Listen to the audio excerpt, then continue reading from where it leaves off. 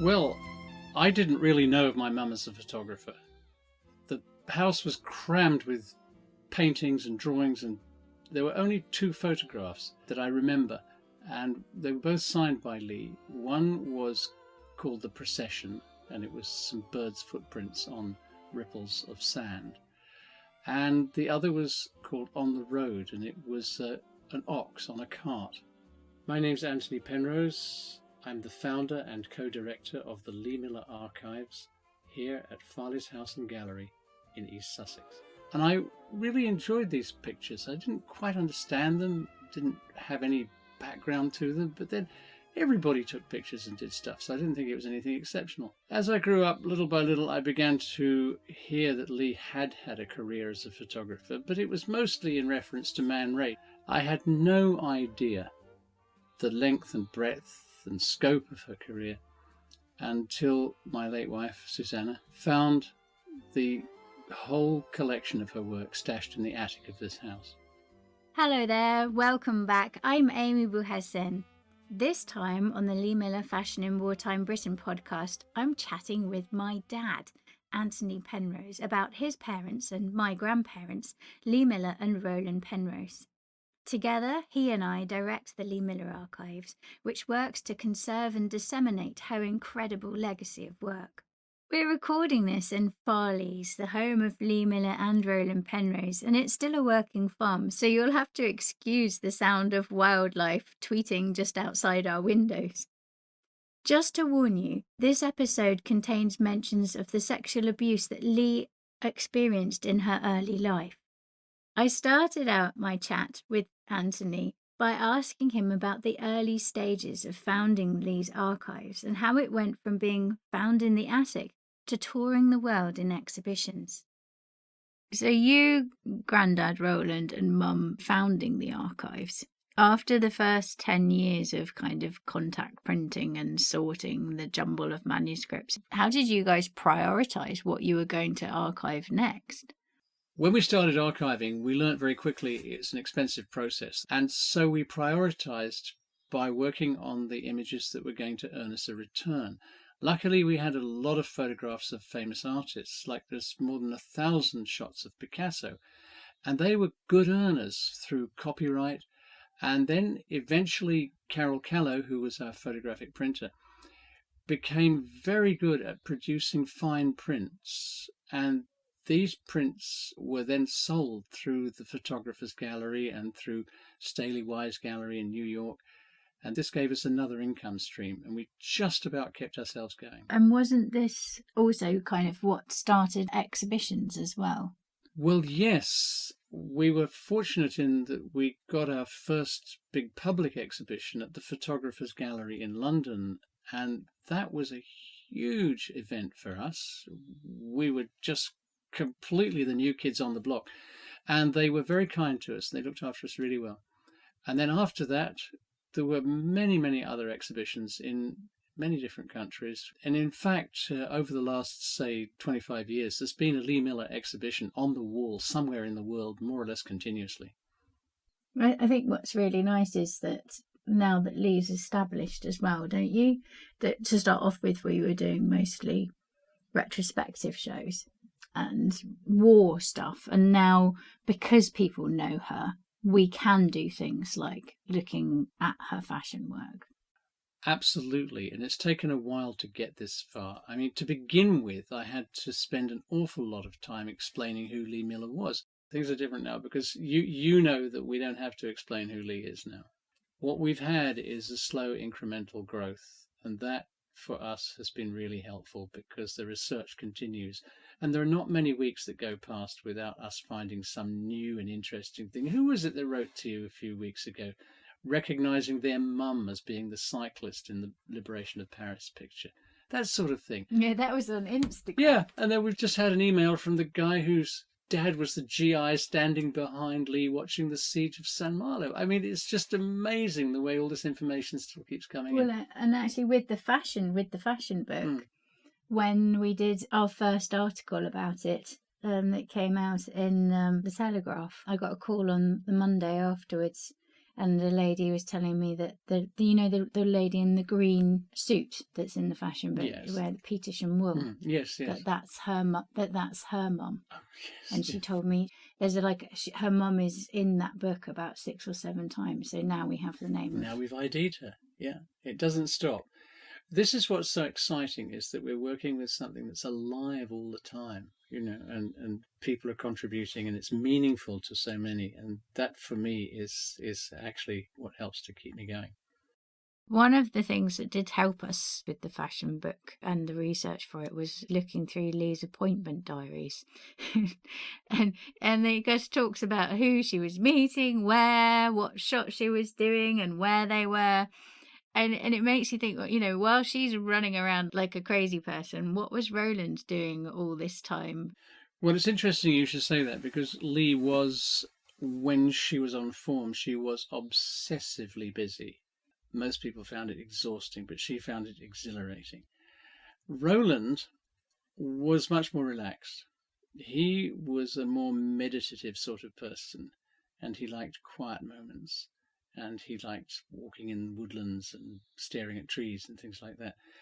And what he was doing while Lee was tearing around like a fiend in London was actually running, to start with, the Home Guard camouflage unit and teaching the Home Guard how to hide themselves from the enemy in the case that we got invaded. Was this when he was an air raid warden too, or was that after?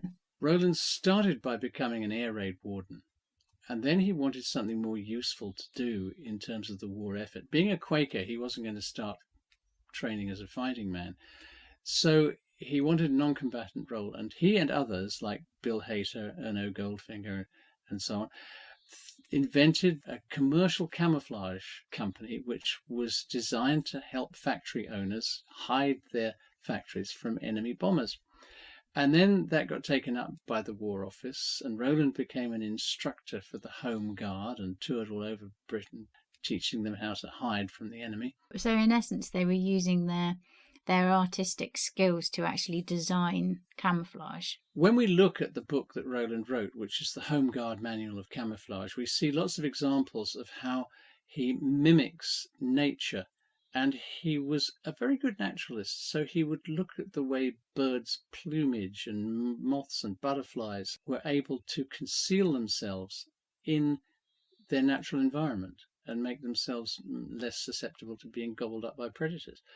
And so he applied these lessons, and also the lessons that he had learned as an artist about perspective and patterning and that sort of thing. He was actually, in a funny sort of way, ideally placed to do this work, and he did it very well.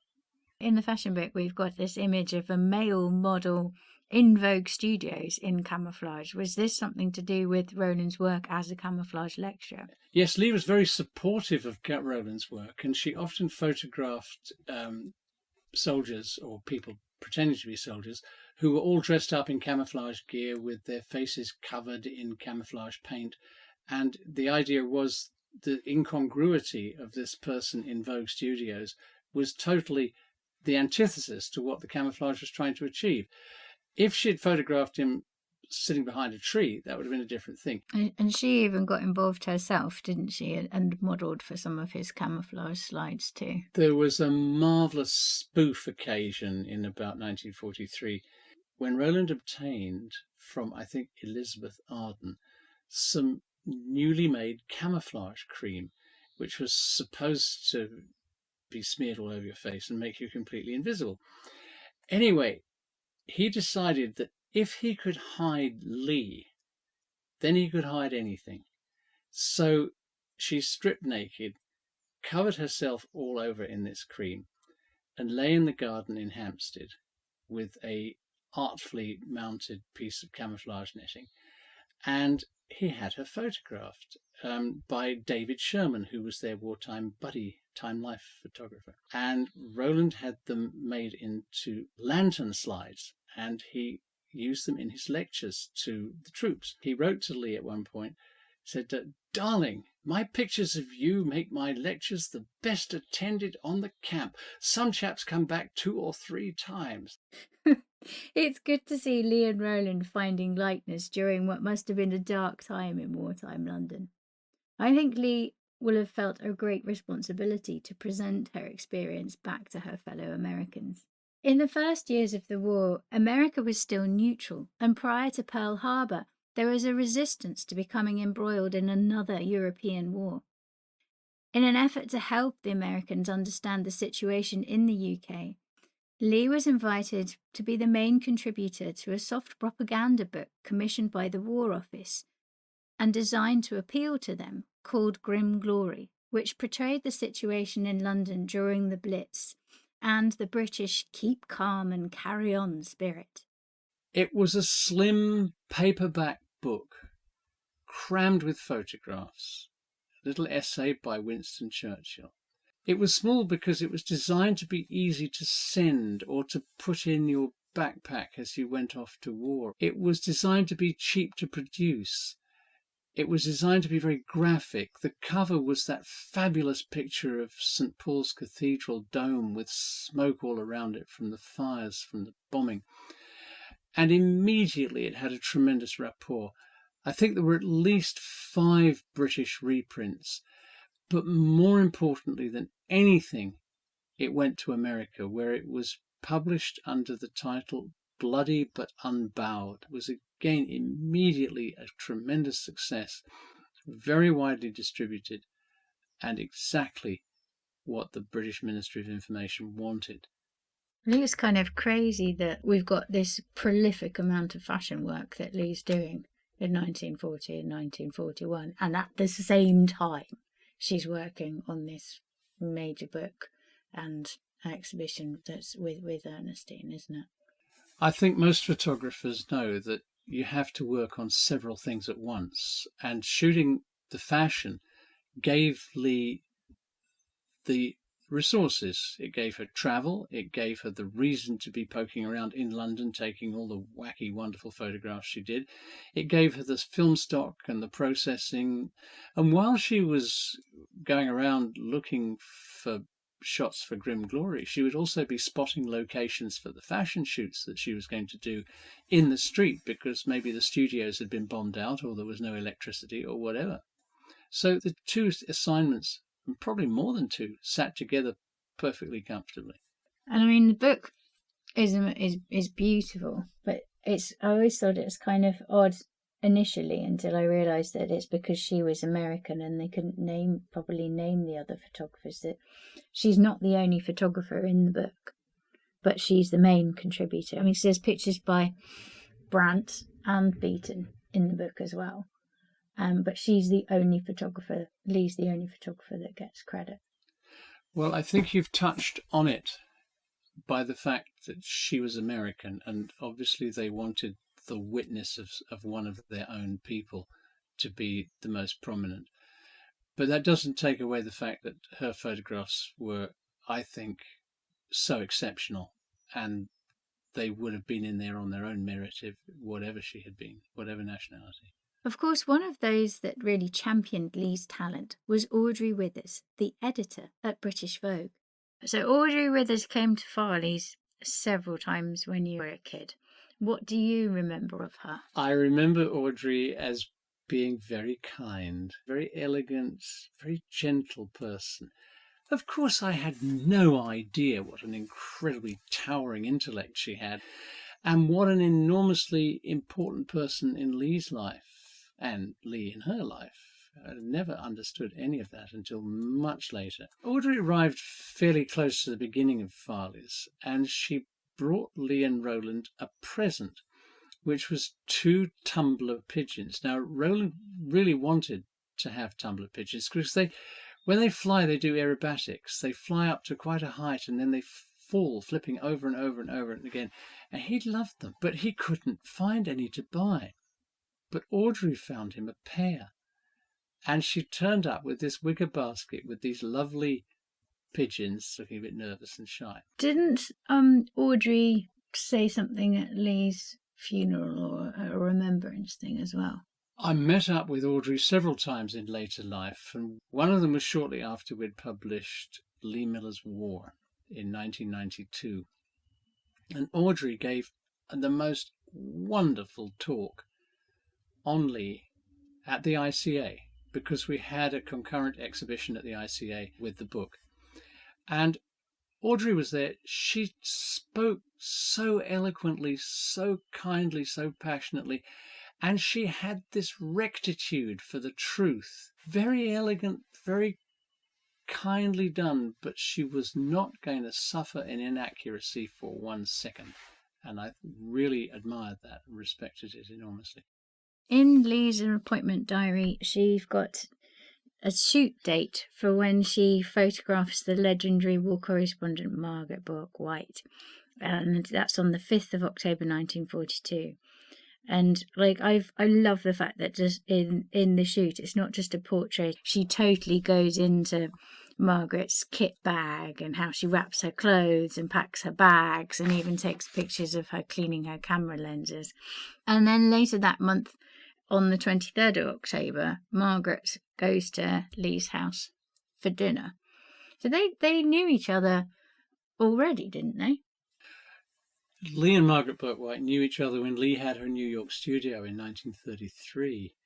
And in fact, when Lee married Aziz, Bourke-White gave Lee a wedding present of one of her photographs of the Sierra Madre, which was a wonderful gift. It just goes to show actually how, that those two women were close. They were two young photographers, young women photographers, stepping out in New York. And that friendship remained. Now, Lee was the kind of person that learnt by doing. And so when she was busy photographing Margaret's kit, of course, Lee was looking, right, this is how you do it when you're going to work in the field. I was going to say, do you think that it's no coincidence that 2 months later Lee becomes a war correspondent herself? Meeting Bourke-White certainly would have crystallized Lee's interest in becoming a war correspondent in her own right.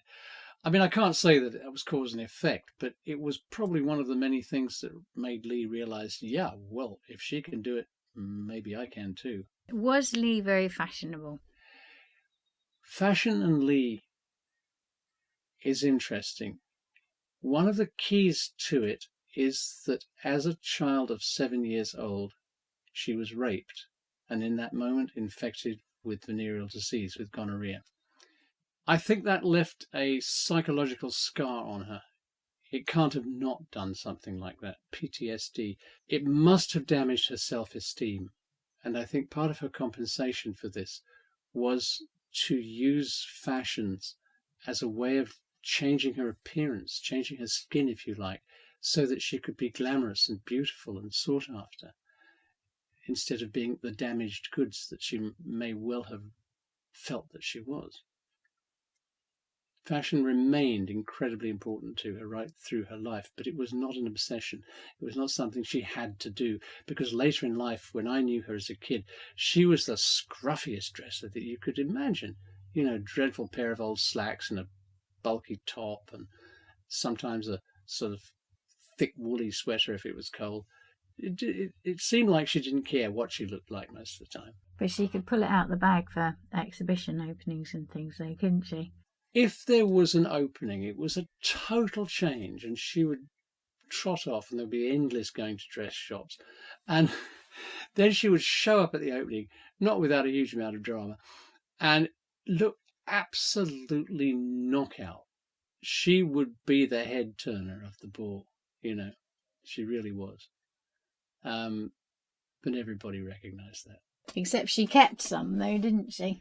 She certainly kept some, more than I ever understood, because, I was going through all of this stuff, and clothes don't mean a lot to me. And so I bundled them all up, left them in their suitcases.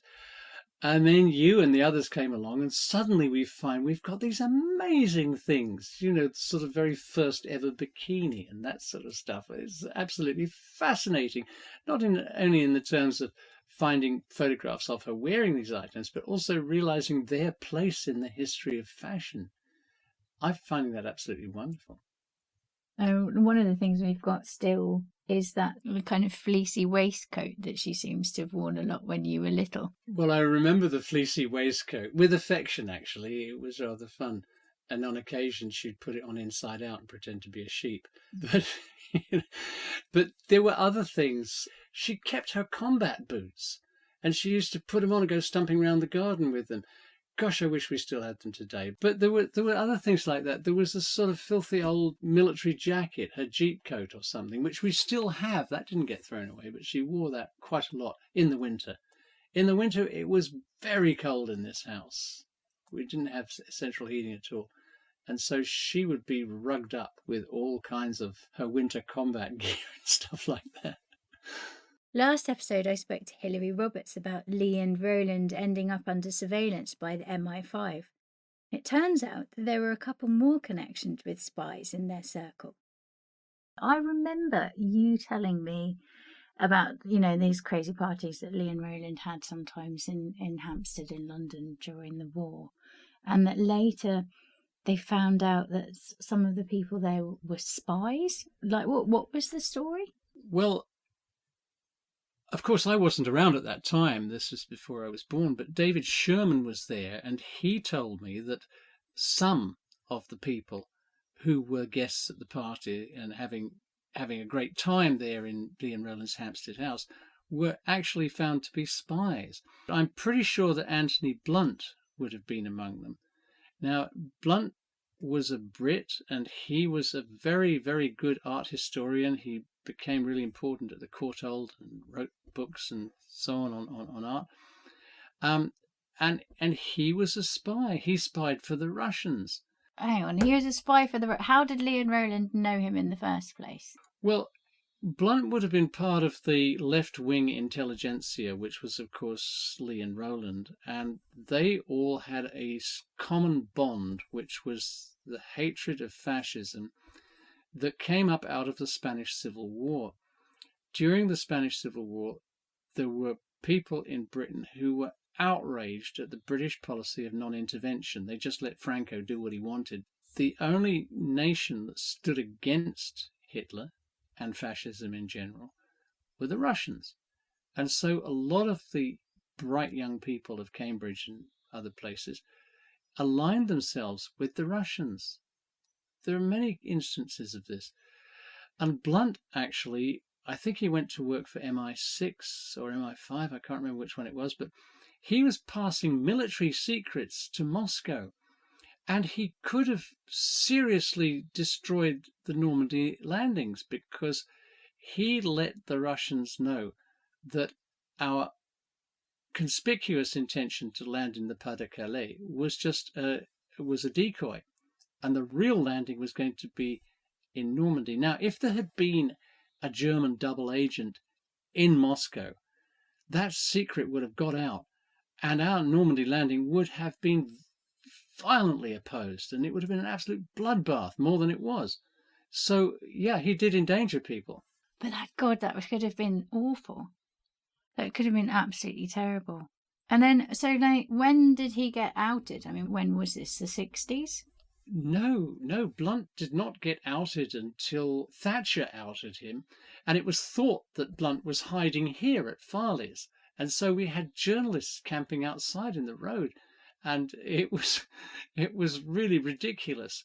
Whilst they will never have known about her brushes with the security services, and after all, we only found out about the MI5 files in 2010, her parents will have been really worried about her. In Robin Muir's episode, he mentioned a letter she wrote describing living during the Blitz, talking about working with the neighbouring buildings still smouldering, the fire hoses still up the staircases, the stink of cordite, and having to wade barefoot to get into Vogue's offices. So, what do you think that Florence and Theo, her parents, thought of her staying in the UK? They hated it. I mean, wouldn't you hate it if your daughter was in a war zone? I know I would. And I think they recognized very early on how incredibly stubborn Lee was. They knew that. They entreated her to come back, but they knew damn well that she wasn't going to, because she had a commitment to the war. She was not going to sit idly by while her closest, dearest friends in Paris were under the German occupation. And she even gets quite upset, doesn't she? I think in one of her letters. after France has fallen. Well, yes. You can tell how close she feels to Paris and France in particular. And of course, being part of the fashion industry, she would have known how many people in the fashion world were Jewish. And I think she was fearful as to what was going to happen to all of these people, let alone her Surrealist friends, who were obvious targets. But did Theo ever talk to you about Lee's photography or fashion work at all? It was almost like there was a conspiracy of silence among Lee's family, that they didn't talk about it. They didn't talk about her that much. Yeah, so, I mean, she did reinvent herself and try and convince everybody to forget about her life as a photographer when she reinvented herself as a gourmet cook. But at the same time, she blooming hid a whole lot in the attic. So she must have realised there was some kind of importance around it. I think she certainly understood the historical significance of her work. You know, during the war, she'd been a witness to the Blitz, to the liberation of Europe, liberation of the concentration camps, and all the dreadful things that happened in Eastern Europe afterwards. I mean, yes, historically, I think she understood the importance of the work, and she had a very, very strong sense of history. But what she didn't want to do was be the person that managed this collection. She had no idea that we were going to discover it and dedicate so much of our lives to managing it. But, you know, I guess we all got lucky. Leafing through this fashion book is a wonderful experience for me. It made me realize that we're not done yet. We still keep finding work in the archive that we can put together and make different things that are meaningful out of. Look, we've never done a show on Egypt. We haven't done a show on Romania or Hungary yet. We've got all that stuff yet to come. No, we ain't through yet. Lee's got plenty more ways of keeping us busy. Tell me about it. Well, thank you, Antony, for coming on the podcast to talk about your memories of your parents, Lee and Roland. Before we finished up, I asked him if he had a favourite from the book.